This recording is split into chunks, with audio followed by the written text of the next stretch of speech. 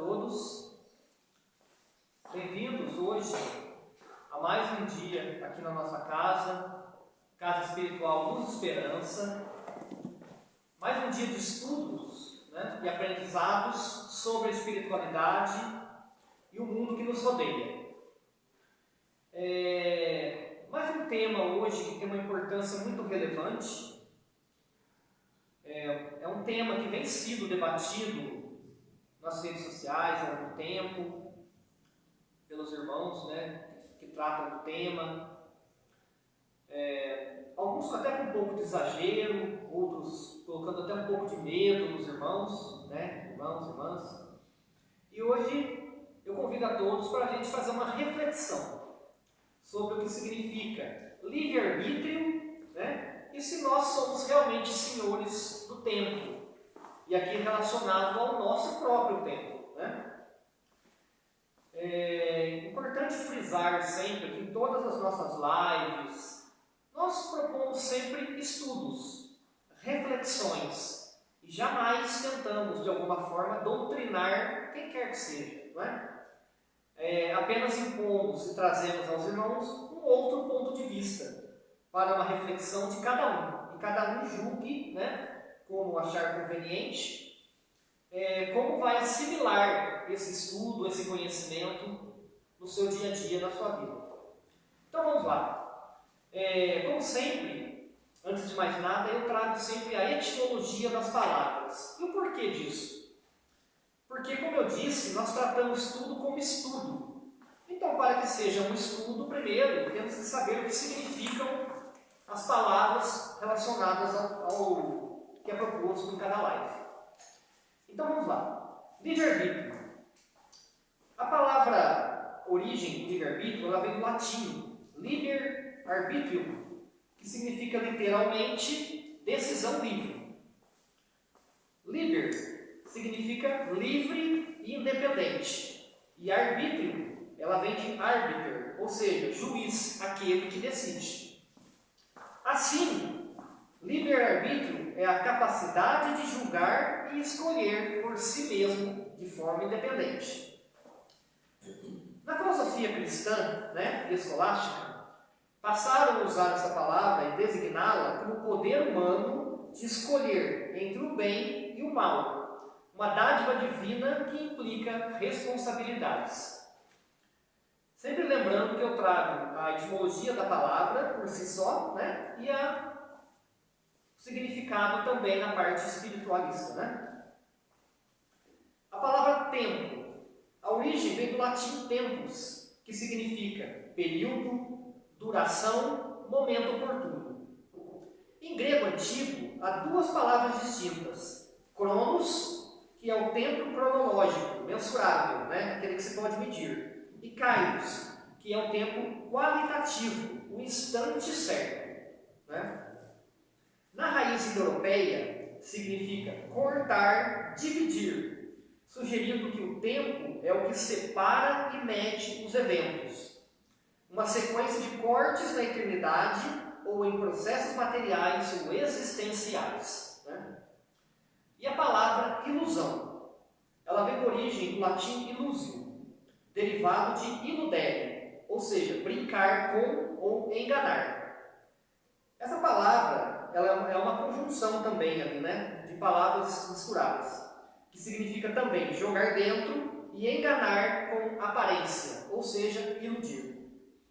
Inicialmente significava zombaria ou engano dos sentidos, isto já trazendo para a parte ocidental. Depois passou a designar percepções falsas ou distorcidas da realidade. Espiritualmente, ilusão é o véu que encobre a verdade, o desafio de discernir o real do aparente. Ou ainda literalmente, o palco da vida e o véu do esquecimento, tão citado nas religiões. Essas três palavras formam um triângulo fascinante, Liberdade, tempo e percepção, os pilares da consciência humana. Mas agora, tratando do tema livre-arbítrio, especificamente a palavra livre-arbítrio. É um paradoxo o livre-arbítrio, né? Porque se o livre-arbítrio ele vem do latim liber-arbitrio, como eu disse, né? Mas se a gente resumir tudo, ele significaria, na sua finalidade, uma decisão livre ou uma decisão independente. Mas será mesmo livre? Será mesmo um arbítrio? Ou seja, independente? Se pensamos bem, o termo livre-arbítrio carrega uma promessa que, na prática, não se cumpre totalmente. Ele sugere um arbítrio livre, mas o que temos é uma percepção de escolha dentro de limites que não podemos controlar. O livre-arbítrio, então, não é absoluto. Ele existe dentro de uma roda que continua girando, mas sobre a qual não exercemos nenhum controle. Quando olhamos para a vida, percebemos que não temos o domínio sobre o tempo, sobre a morte, sobre o fluxo que envolve todos nós. Por exemplo, se eu pudesse, pelo meu livre-arbítrio, parar a roda da existência, eu poderia escolher não morrer. Eu escolheria não ver mais violência, guerras e outras tantas coisas ruins, que eu considero ruins. Mas essa escolha não afetaria apenas a mim. Ela mexeria com todos os outros na minha esfera de influência, os que me rodeiam e outros que não fizeram a mesma escolha que eu. Então, o que chamamos de livre-arbítrio talvez seja mais uma percepção de escolha do que um direito adquirido. Não é liberdade absoluta, mas consciência relativa. Eu escolho dentro de limites que eu não tenho controle. O nome nos engana um pouco, porque nem é tão livre, nem é tão arbítrio. E é justamente nesse espaço entre a palavra e a realidade que nasce a nossa reflexão de hoje. Até onde vai o livre-arbítrio? Somos senhores do tempo ou apenas caminhamos dentro de uma ilusão maior? Isso é importante a gente tratar aqui na nossa discussão, né? Se tivéssemos mesmo livre-arbítrio, para que precisaríamos de leis? Leis civis, né, que regulam a convivência, leis militares que organizam a disciplina e até leis espirituais, pois o próprio Deus, nosso Criador, segundo a tradição, né, escreveu pessoalmente uma tábua com 10 mandamentos. Se o arbítrio humano fosse realmente um arbítrio, ou seja, livre, não haveria necessidade de mandamentos. No final das contas, poderíamos simplesmente fazer nossas escolhas e estaria tudo determinado. Cada um poderia escolher o que quisesse, sem consequências. Mas o fato de existirem leis mostra que o nosso arbítrio é relativo. Ele precisa de guias e de limites. O chamado livre-arbítrio não é liberdade absoluta, mas uma percepção de escolha dentro de um campo regulado por normas maiores, sociais ou divinas. Ou seja, podemos dizer que, para nós humanos, seria como dizer que o livre-arbítrio não é como um cheque em branco. Não é? Não é assim que funciona.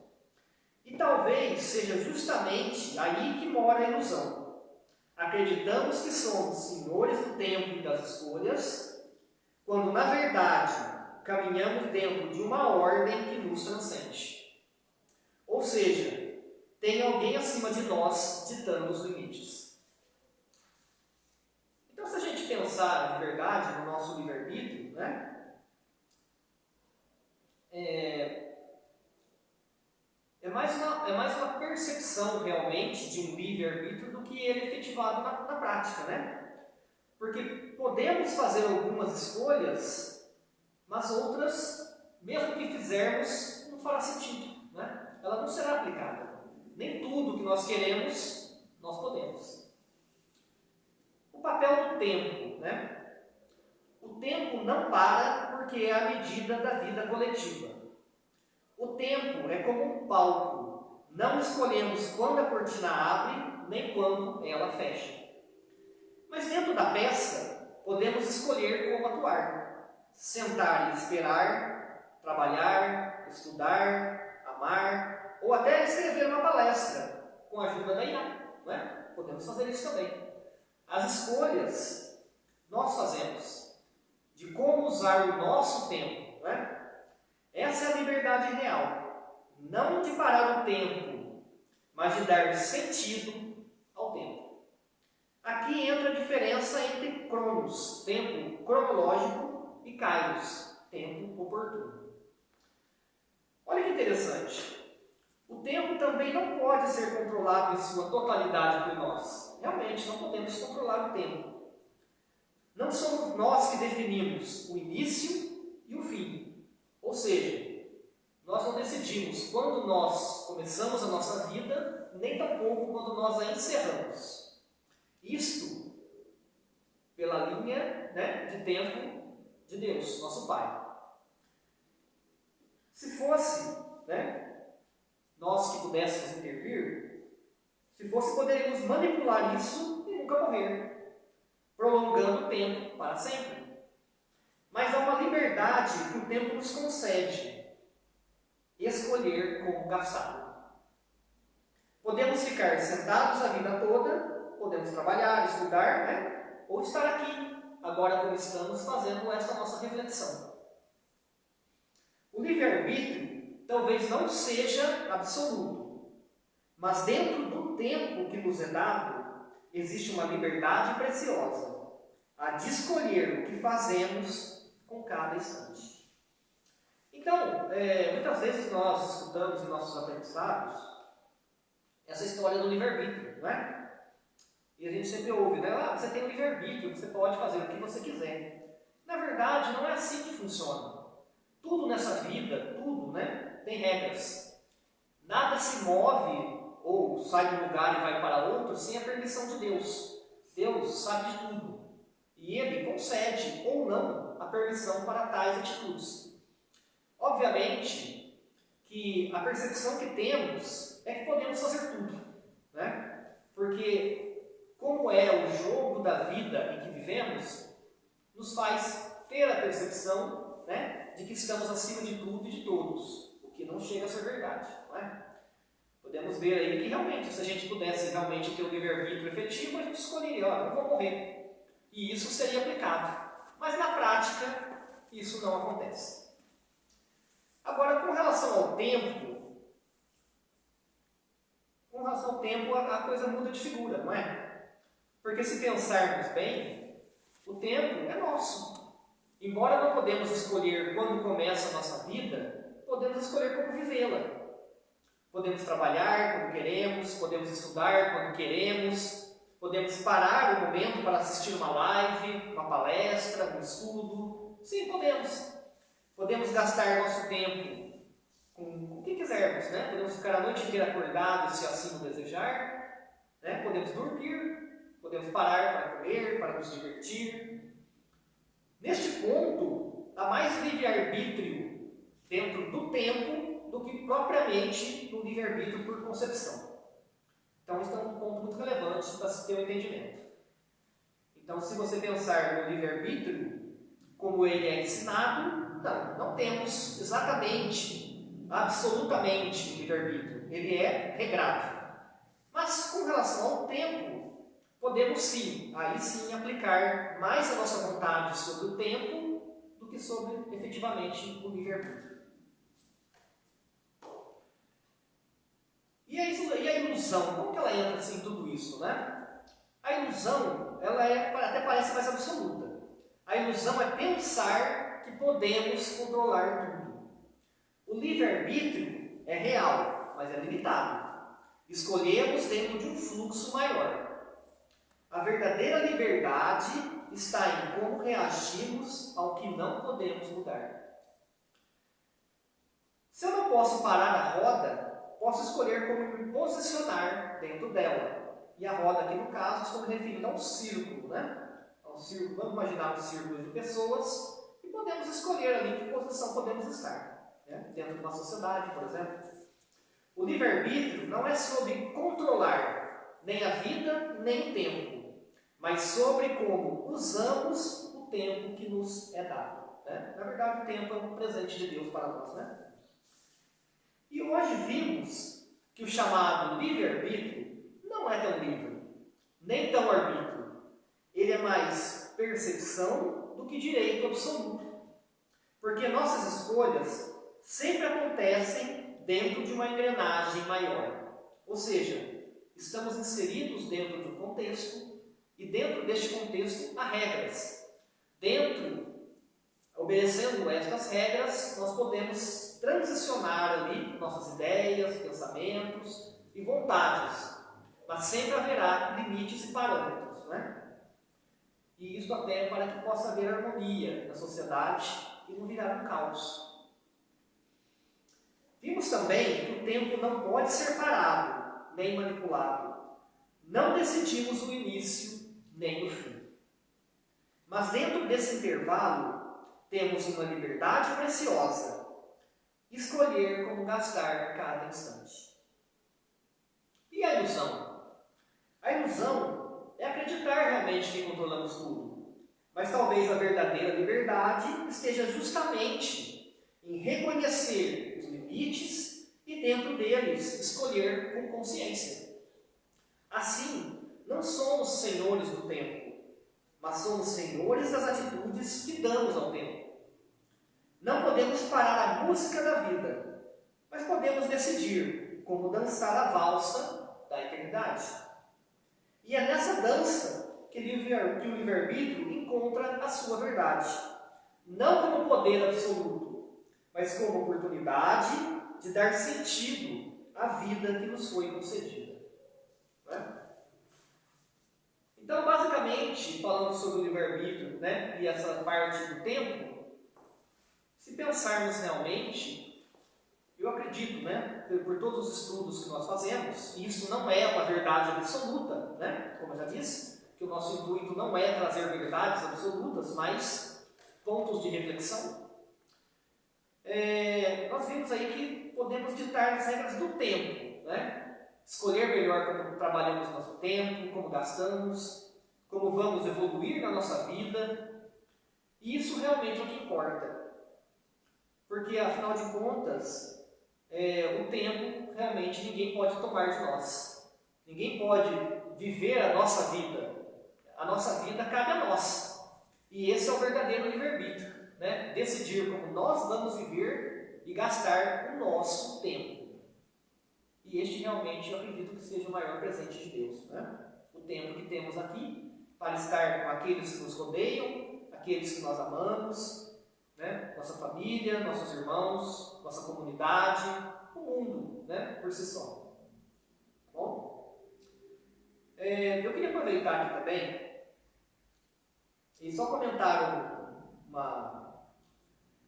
eu sempre assim, nós na nossa casa, às vezes temos nossos tempos, nós escolhemos, fazemos nossas escolhas também, né? E se tratando, né, da minha esposa aqui, a Andréia, ela tem conversado muito com os mentores ultimamente. E alguns desses mentores nos agraciam com suas mensagens, né? Deixam mensagens para que podamos passar aos irmãos. Em tempo oportuno, em outro momento talvez, nós vamos começar também a trazer um dia, né? Falando aqui com nossa irmã, para a gente ler essas cartas aqui para vocês. Às vezes, talvez não dê tempo de fazer na nossa casa, aqui, né? A gente vai escolher um dia separado, ou, se possível, também pegar um dia só para isso, né? Aproveitar um dia de sessão também, a gente ler para os irmãos essas mensagens maravilhosas, que são muito importantes. Mas só dando um resumo aqui da mensagem que o irmão trouxe para nós, na última, né? Ele pedindo para que todos os irmãos tomem muito cuidado, né? Muito cuidado com as atitudes que estão tomando, muito cuidado com como estão reagindo, né, a certas situações, cuidado no trânsito, cuidado com os horários, né, evitar, para quem puder, né, ficar na rua até mais tarde, se ficar, tentar se proteger um pouco mais, evitar discussões no trânsito, né, proteger os bichinhos, né, também, muito importante, não deixar, né, os bichinhos ficar soltos na rua, porque as turbulências, elas vão chegar, Não podemos impedir isso. E mais uma coisa que está fora do nosso livre-arbítrio, não é? Aproveitando aqui o tema, né? Mas podemos, nesse sentido, ouvir os irmãos espirituais e trabalhar nesse sentido, obedecendo às regras que Deus nos impõe e tomando cuidado para que nossa vida seja mais tranquila, que possamos ter menos atropelos, né? Muitas vezes as pessoas perguntam, mas o que eu posso fazer para me proteger, para me prevenir? Olha, sempre é falado, assim, lembrado que nós estamos no mundo material, não é? Nós não estamos vivendo de brisa, vamos dizer assim, né? Nós temos a parte espiritual, mas estamos no mundo material. Então, irmãos, quem puder, aquele que puder, tenha uma reserva, né, mínima de dinheiro, espécie, alimentos. Não precisa sair correndo, né, no supermercado, né? O mundo não vai acabar amanhã, talvez o mundo nem acabe, né? Porque também é uma percepção. O mundo, na verdade, nunca acabou, né? É sempre a humanidade que tem ciclos, mas jamais o mundo, né? O mundo, falando aqui do planeta, né? Vai ter terremotos, vai ter convulsões, vai ter eventos. Sim, vai, é natural, a Terra está viva. Ela é um ser vivo, como nós, como as plantas, né? Elas são seres vivos, né? Tudo está vivo. Mas isso ajuda, tendo essa reserva, né, mínima, isso ajuda a evitar que os irmãos saiam do desespero, né? Porque no desespero as coisas acontecem de forma muito ruim, não é? Então, vamos evitar o caos. Se os irmãos puderem ter essa tranquilidade, né, agir com naturalidade, evitar discussões, principalmente no trânsito, e ter calma. Né? O momento pede calma. E vamos continuar os nossos estudos, né? Vamos dando andamento nos nossos trabalhos, na nossa vida, né? Com muito amor em Cristo, muito amor em Deus, nosso Pai, para a gente ter essa tranquilidade e poder viver em paz. Né? Estamos sempre evoluindo dentro do possível, mas acima de tudo buscar trabalhar o nosso tempo, o nosso livre-arbítrio, em prol da nossa comunidade, em prol, né, daquilo que Deus nos pede que façamos, e vamos andando em frente, não é? Que Deus abençoe a todos. Nós vamos agora também entrar em oração, como nossa irmã colocou nas redes sociais, vamos fazer o benzimento das crianças e dos bichinhos, né? Obrigado a todos os irmãos que colocaram os nomes lá, né? Que Deus abençoe a todos, né? E a gente depois vai colocar nas nossas redes sociais como foi esse benzimento, esse trabalho feito por favor para todos os irmãos, tá bom? Deus abençoe a todos, gratidão.